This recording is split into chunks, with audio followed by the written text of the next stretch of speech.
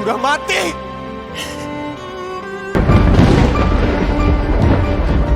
Oh langit, oh langit.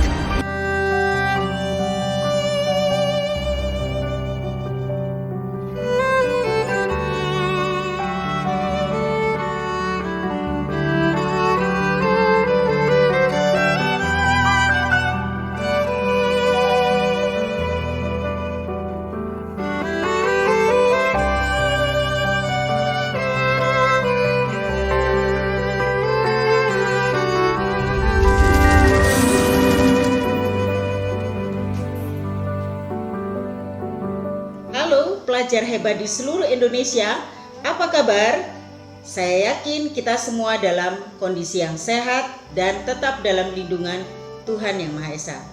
Pada pertemuan kita teks drama bagian yang keempat, kita akan bersama-sama membahas bagaimana kita bisa menulis sebuah teks drama dan belajar untuk mementaskannya. Nah, apa saja yang perlu kita lakukan dan bagaimana langkah-langkahnya? Langsung saja kita akan bahas di sini. Pelajar hebat Indonesia, salah satu penunjang keberhasilan pementasan drama adalah naskah drama.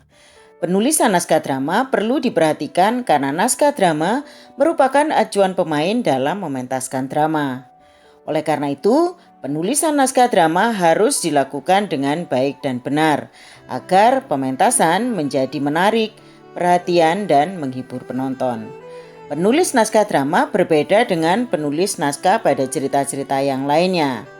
Berikut ini beberapa penjelasan penulisan naskah drama yang perlu diperhatikan sebelum menulis naskah drama.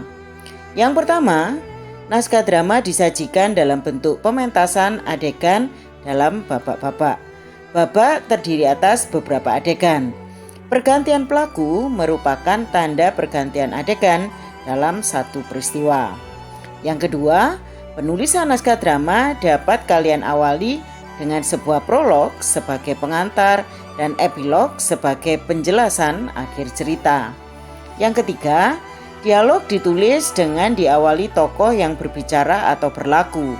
Tanda titik dua sebagai pemisah antara pelaku dengan kalimat yang diucapkan. Ada beberapa naskah drama yang telah diadaptasikan ditulis dalam bentuk paragraf. Yang keempat, petunjuk lakuan atau tindakan dituliskan dalam dialog tokoh yang berlaku dengan diberi tanda kurung dan dicetak miring. Yang kelima, penulisan keterangan dan petunjuk lakuan dalam pergantian babak atau perpindahan adegan dapat ditulis seperti paragraf di akhir dialog antar tokoh. Selanjutnya, kita akan belajar tentang sumber teks drama. Sumber dalam penulisan teks drama ada 3. Yang pertama berdasarkan dongeng, cerpen, atau novel. Yang kedua berdasarkan peristiwa yang diamati atau dialami oleh penulis sendiri. Dan yang ketiga berdasarkan imajinasi. Nah, menulis teks drama berdasarkan cerpen atau dongeng, cerpen dapat diubah menjadi drama.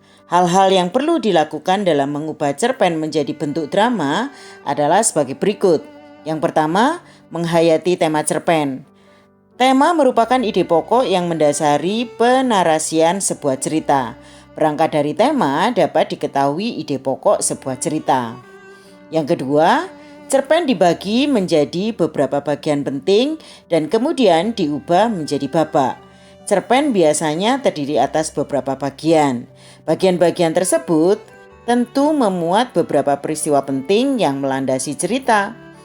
Bab-bab yang tergolong penting itu selanjutnya diubah menjadi beberapa babak untuk memaparkan peristiwa-peristiwa tertentu. Yang ketiga, menyusun dialog berdasarkan konflik yang terjadi antar tokoh. Tokoh-tokoh dalam cerpen biasanya dirangkai oleh suatu peristiwa yang di dalamnya memiliki konflik-konflik. Narasi yang berisi konflik-konflik yang terjadi antar tokoh tersebut diubah menjadi dialog. Yang keempat, membuat deskripsi atau keterangan untuk menjelaskan latar, acting, atau lighting. Berikut ini adalah cara mengubah narasi menjadi dialog, yaitu yang pertama, mengubah cara penulisan. Alinea atau paragraf-paragraf dalam cerpen diubah ke dalam bentuk percakapan atau dialog pada drama. Yang kedua, Pernyataan kalimat langsung dalam cerpen diubah menjadi dialog dengan menggunakan tanda titik 2, kemudian diikuti dialognya. Dan yang ketiga, keterangan yang bersifat informasi dan naratif atau menjabarkan dalam cerpen dibuat menjadi keterangan penyerta pelaku dalam naskah drama. Keterangan tersebut ditulis di luar dialog dengan ciri diberi tanda kurung. Berikut ini anak-anakku, contoh dongeng Malin Kundang yang diubah menjadi bentuk drama. Perhatikanlah model perubahannya.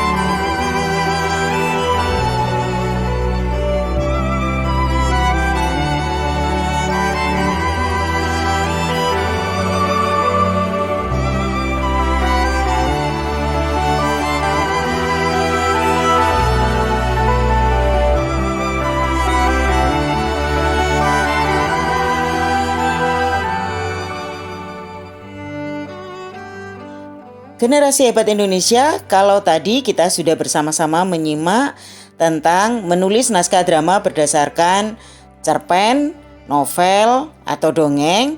Selanjutnya adalah menulis naskah drama berdasarkan peristiwa yang diamati atau dialami dan berdasarkan imajinasi.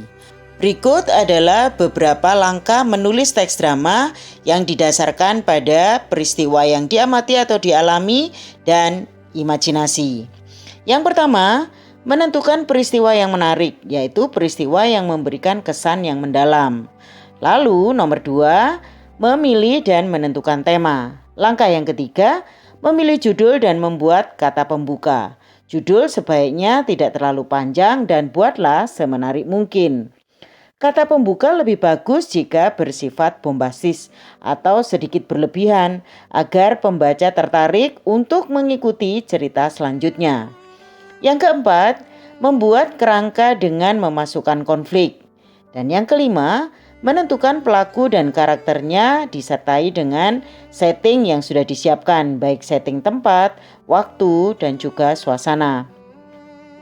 Yang keenam, menyusun jalinan cerita yang mengandung perkenalan tokoh dengan konflik dan penyelesaiannya. Dan yang ketujuh, menyusun kramagung dan wawancang. Kramagung merupakan perintah kepada pelaku untuk melakukan sesuatu yang ditulis sebagai petunjuk dalam bermain drama. Sedangkan wawancang ditulis lepas dan mengandung semua perasaan pelakunya. Nah, berikut ini disajikan contoh tentang naskah drama yang dibuat berdasarkan pengalaman atau peristiwa yang diamati oleh pengarang sendiri. Perhatikanlah dengan baik.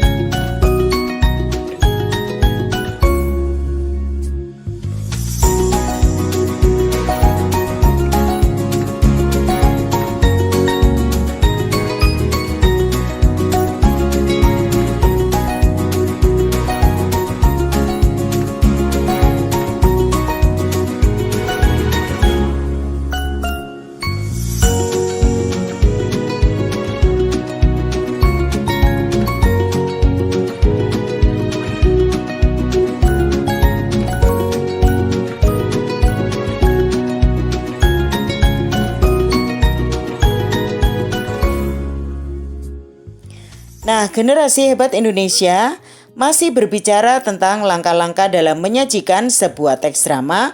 Berikut adalah langkah-langkah pementasan drama. Belum sempurna kalau naskah yang kita buat tidak dipentaskan. Oleh karena itu, perhatikanlah langkah-langkah pementasan drama sebagai berikut. Yang pertama, melakukan pembedahan secara bersama-sama isi naskah yang akan dipentaskan. Tujuannya agar semua calon pemain memahami isi naskah. Yang kedua, reading. Calon pemain membaca keseluruhan naskah sehingga dapat mengenal masing-masing peran. Yang ketiga, casting. Melakukan pemilihan peran agar peran yang akan dimainkan sesuai dengan kemampuan akting pemain. Dan yang keempat, mendalami peran yang akan dimainkan. Pendalaman peran dilakukan dengan mengadakan pengamatan di lapangan. Misalnya, peran itu sebagai penjual jamu. Lakukanlah pengamatan terhadap kebiasaan sehari-hari dalam berjualan. Yang kelima, blocking.